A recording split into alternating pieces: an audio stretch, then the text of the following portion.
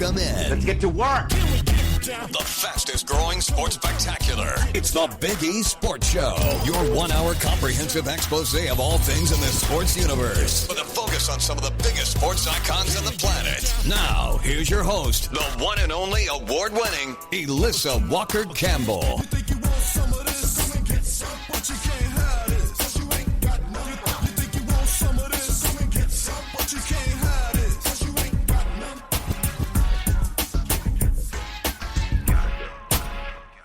The 2025 NFL college football season is underway. Elissa Walker Campbell back with you, and we are thrilled to welcome in one of the most versatile voices in sports broadcasting. That is Bill Rosinski. You can listen to him on Sirius XM PGA Tour Radio. He is also behind the mic calling the NFL and college football action for years, including UNC TCU this past week. And on Sunday with Compass Media Networks, he'll be on call for the Lions at Green Bay. Bill, thank you so much for carving out time. How are you? Alyssa, I'm great. It has been a long time. And I'm excited to heading up to some cooler temperatures in Charlotte right now, where it's about 80 degrees. I think Green Bay is going to be about a high of 63 on Sunday. Sun will be out, so looking forward to what I think is going to be a really good game. Okay, well, we're going to preview and break that down here momentarily, but let's go back to Monday night and just reflect on that UNC-TCU game, because it certainly was an underwhelming performance by the Tar Heels. What were your immediate takeaways? What did you think? It was stunning. There was so much hype coming into it because it's Bill Belichick. 6 Super Bowl rings, 2 other rings that he earned as a defensive coordinator for the Giants, and here he comes to, quote-unquote, save a program and put North Carolina on the map. And when the game started, I mean, their offense took the opening kickoff and marched out, I think, 7-8 plays. Good drive, scored a touchdown, and the place was electric. Kenan Stadium seats a little over 50,000. They have pretty much, I believe they've sold out every game, and that's the Belichick influence. And to see what they did on the opening drive, and then TCU comes on the field, and they end up with a 3 and out. So they're winning. They're playing well on both ends. And then the bubble was burst. It was like someone had turned the light switch and it was off. And people decided, well, time to go to the parking lots, because by half they were down 20-7. And then, TCU busts a long touchdown run on the first play to start the third quarter. And it was embarrassing. It looked like they had no enthusiasm. It looked like they were really struggling after that opening drive to move the football. So obviously it was the worst possible scenario for North Carolina to start the season, especially it was the only game on Monday night, national television. We were there for the radio call, and if first impressions mean anything, it was awful. Wow. Well, so how much of the blame falls on coaching versus execution on the field? Oh, it's probably all in that they had 70 new guys. They had a bunch of transfers, and you really don't. There are no preseason games in college football, and there's no scrimmages against other schools like the NFL has when they scrimmage with other teams. So it's what you're looking at, and you'll learn about these guys. And it was just sloppy. I mean, the other thing that stood out, besides the inability to move the football after that opening drive, was the very poor tackling on the defensive side of the ball. Yeah. There's 240 years of NFL coaching experience on that North Carolina coaching sheet, and it certainly didn't show up for that game on Monday night. Now, they're coming actually down to Charlotte this weekend. They're playing the Charlotte 49ers, and that's a program that is not very good. My son is actually the sideline voice for the team. He works a lot of 49er stuff. Okay. And they weren't good. They opened up against App State. They got another new coach. Tim Alvin came in from Ohio University.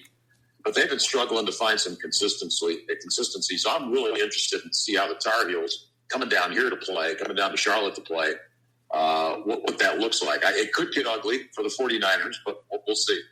We'll have our eye on that game. But as you were talking about, there was so much hype and anticipation with the matchup with UNC-TCU. But what did you see from TCU? Are they better than people expected, or was it just simply capitalizing on UNC's mistakes?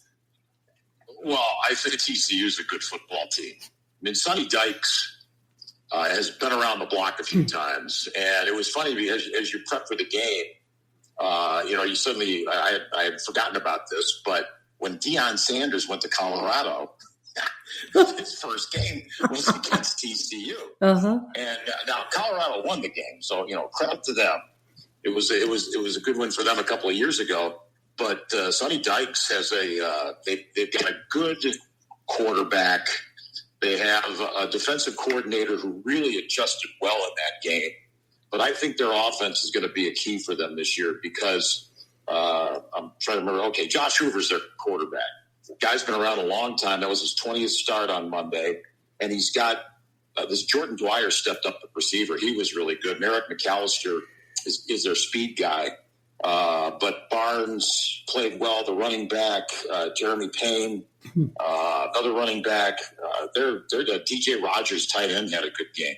And their defense was pretty stout. They got a lot better at the end of last season, and I think they're going to be really good this year. I even know that the Big 12 is going to be – who knows who's going to win the Big 12 this year, but don't count out TCU because that's a big moral boost for them to win that game on the road on national television. Absolutely. He is one of the most versatile voices in sports broadcasting. Dear friend of the show, and that is Bill Rosinski. And I got to tee you up on this one because who creates more media attention and buzz on a given day, Deion Sanders or Bill Belichick? Well, Deion does it for a lot of football reasons. Bill seems to do it socially. When you're dating a 24-year-old. Oh, my gosh. Wow. Or however old he is. I think he's 72. Yeah. It was really strange, Elissa, because after the game, they had a press conference, and Belichick was his usual self at the press conference, just kind of mumbling through things. But they had a bunch of, you had that backdrop. You got the school logo on the backdrop, and then you got a bunch of sponsors up there. So anybody shooting a video, the sponsor gets a plug. But they had all these balloons. It was like somebody's birthday. Uh-huh. They had these, Tar Heel blue and black and silver balloons. I've never seen balloons on a post-game press conference before. That is so odd. I don't know whose idea that was, but they're probably not with the school anymore. Mm-hmm. What do you think as far as when we talk about Bill Belichick? What does the future hold for him? Do you think he's got another chapter left in the NFL? Well, people point out his record without Tom Brady at quarterback. And let's be clear, Tom's not coming to Chapel Hill to save him this time. And it's been mediocre.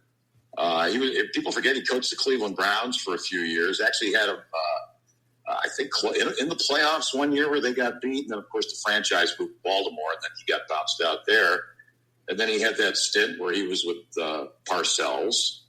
And now the long stint with the Patriots. And I think he's a really good defensive mind.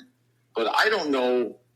I think in some regards, and I've been looking at social media this week, Alyssa, and he's picked up some more recruits. There were a couple of guys like, 5 stars who were committed to other programs who have suddenly announced this week they're going to North Carolina.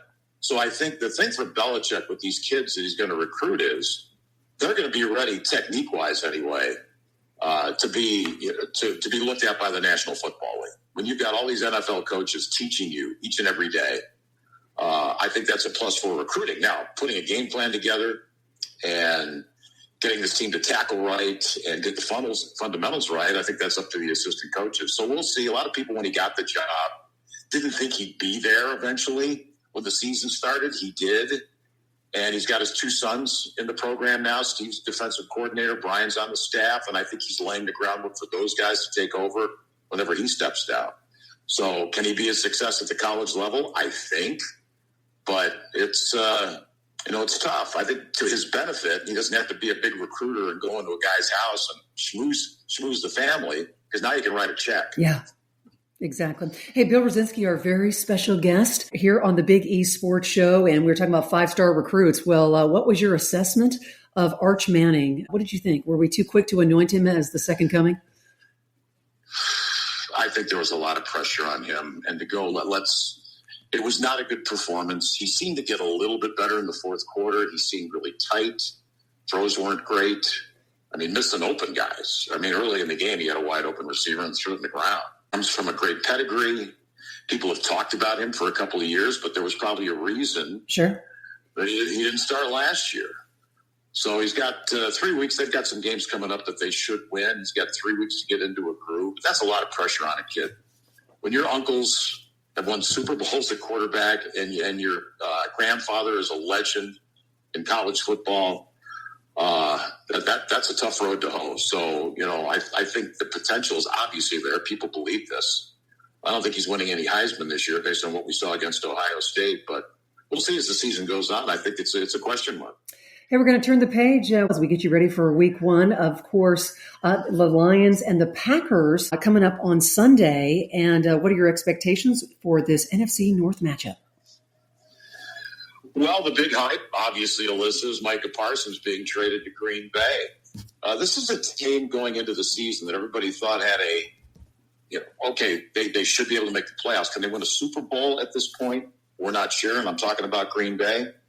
But Jordan Love has been their starter for a couple of seasons now. They really like this golden kid that they drafted out of Texas, the wide receiver. They've got Josh Jacobs, the running back. They got a good offensive line. And the question is now, what will the addition of Parsons do to a defense that, last year was pretty solid. They were fifth in the NFL in defense last year, sixth in points allowed. So wow. This is a really good football team. And I have mentioned Tucker Kraft, their tight end, another star there. So as far as the Packers are concerned, this is a team now with the addition of Parsons, legitimate, I think, Super Bowl contenders. They're in a really interesting division in that North, battling with Detroit, Minnesota, and Chicago. And you got Chicago and Minnesota playing on Monday night. So I think, we're going to learn a little bit about this entire division after Sunday and Monday. Hey, we are looking forward to that matchup on Sunday. Give us your takeaways from last night with the Cowboys and the Eagles. I was actually impressed with Dallas. Everybody was writing this team off. Yeah. And maybe they might win 5 or 6 games this year, but I think Dak Prescott looked really good. And how many times is C.D. Lamb going to drop 2 or 3 passes in a row that could have changed the complexion of the game? I don't think that's going to happen again. Their defense looked terrible. But let's face it, both defenses were not great last night, especially in the early going. But eventually they all settled down. And I was impressed with the way the Cowboys defense adjusted. I think Saquon Barkley, his last 7 carries, he had a yard. They just couldn't handle, Jalen Hurts scrambling all over the place. I think they tried to adjust to that in the second half, putting a spy on him. But that's what impressed me the most about Dallas last night, because people don't think this team's going to be very good at all. And if Prescott can play like he did last night and throw like he did, and this defense can get a little bit better and better as the season goes on, wild card is certainly a possibility. And as far as the Eagles go, defending Super Bowl champs, they got a lot of pieces they got to fill in on defense to change. Don't spit in somebody's face when you're the best player on the defense. 100%. Game. And, I'm not worried about the Eagles this year. That's for sure. Yeah. Hey, talking about Dallas and Micah Parsons, what do you think the Cowboys could have done differently to keep this deal alive? Well, they probably could have signed him last year to an extension. It would have been less money. But the problem is, the owner likes to do things his way. Same thing happened with Dak Prescott a few years ago. I think it was like the morning of their first regular season game where he announced he'd signed a contract. I think they were shocked. The team was, anyway, when you're reading about what went on. Even Schottenheimer, the coach, thought he was going to have Micah Parsons for that first game last night on Monday night, and it didn't happen. So I should say Thursday night. And I don't know. A lot of egos get involved. And what we're reading is he might have not been the greatest teammate in the world, but all that comes out after the guy's gone. And I know Micah this week, leading up to this game against Detroit, has talked about Dallas, saying, hey, this is a different atmosphere here. I walked in the treatment room and the whole team was in there. Everybody's together on this thing. So to answer your question, Elissa, I think maybe last year would have been the time to get this done. And when you start wheeling and dealing with the media getting involved, and the owner deeply as involved as he is, and seeming to like to talk with microphones and cameras, sometimes it doesn't turn out very well, and this was the case. Well, it'll be fascinating to see how Micah Parsons responds and what kind of impact he's going to have with his new destination, his new team. So we are running out of time, but we want to transition, and we listen to you all the time on Sirius XM PGA Tour Radio, and the countdown is on for the Ryder Cup, less than 3 weeks away. How do you see Team USA shaping up? Well, when you got Scotty Scheffler, I think you're in pretty good hands. That was the story this year again on the PGA Tour. Just his ability. He won a couple more majors. He wins the PGA and the Open Championship. He was in the hunt at the Tour Championship.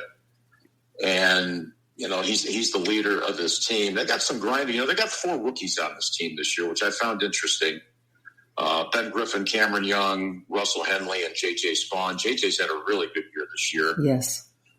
Griffin has impressed. I've talked to Ben Griffin a few times, Alyssa. He has not lacked for confidence. Let me tell you that. Okay. And Cameron Young's a bulldog.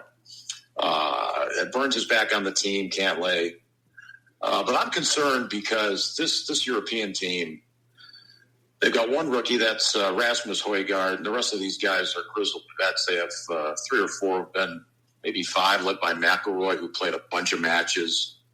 And my concern is the hope that the U.S. is playing on their turf at Bethpage Black is going to affect the outcome. I honestly think the Europeans feed off all the negative stuff that they're going to hear. I think it's going to be tough for the U.S. to win this thing. Can they do it? Sure. If I was putting money on it, I don't know if I'd put a lot of money on the U.S. just because of previous history. For some reason, these Europeans seem to take this a lot. I'm not going to say we don't take it seriously, but these guys just love this event. And it'll be interesting to see how it plays out, and especially how Keegan Bradley, I'm glad he didn't become a playing captain. That would have been too much to handle, I think. But these matchups, the team matchups and then the singles, boy, wouldn't you love to see Rory against Scotty, or maybe against Rory against Bryson? 100%. And Tommy Fleetwood coming off that Tour Championship win. Justin Rose played well this year. Hatton and Rahm off Liv. It's going to be something. I think it's going to be exciting. It could come down to the last couple of matches on Sunday. Well, it's going to be fascinating to watch. Can Team Europe replicate the success on U.S. soil? And I just have to wonder, as far as talking about the European teams, is there one particular player that you could anticipate or perhaps emerge as a difference maker? Well, aside from the usual suspects, I would probably take a guy like Sepp Straka. Straka's played in 1 Ryder Cup. He's got a 1-2 record, but I actually covered. He won twice this year. I was there on site. He won the American Express, and then he won the Truist Championship. He's got a good game, good ball striker, halfway decent putter. So I think that's a guy to keep an eye on. And then the rookie Højgaard, can he is his first time? So how well will he play? And I think we'll see how much confidence they have in Højgaard to see how many matches he plays at the first couple of days, because the entire team does not play until Sunday. Well, the countdown is on for the Ryder Cup. And Bill, we certainly look forward to connecting with you again real soon. One of the most versatile voices in sports broadcasting. You can listen to him on Sirius XM PGA Tour Radio. And of course, he'll be on call for the Lions at Green Bay on Compass Media Networks. Thank you, Bill. My pleasure, Alyssa. Anytime. You bet.